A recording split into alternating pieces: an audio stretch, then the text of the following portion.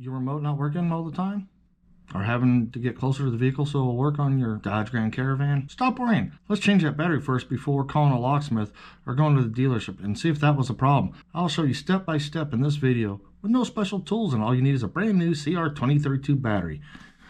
Take your remote, your fob, spring loaded to release emergency key blade, pull that towards you and pull the blade out. And when you do, you'll notice the key came out this side. Right across from there, you'll see a little indentation. Take the tip of your key blade, put it in there, and gently push down to pry the two halves apart, and you'll see it start opening. Turn around and use the key if you want. Sorry about that. There you go. The two halves came apart, and if you notice, the pad came out on this one. Hey, don't worry. Squeeze the sides gently. Flip it over, and we're going to put it in the top half. After you seat it, gently push down. Now, if yours came out looking like that, you're a step ahead.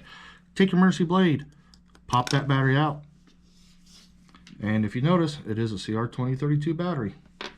Get you a nice fresh battery, something reliable. This is not product placement or anything. These are just what I use.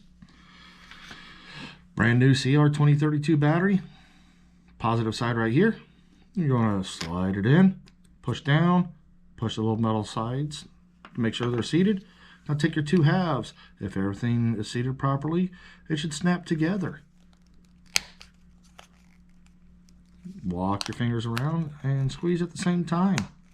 Hey, if you found this video helpful, like, comment, and share to people that have this vehicle. And remember, let's be safe out there.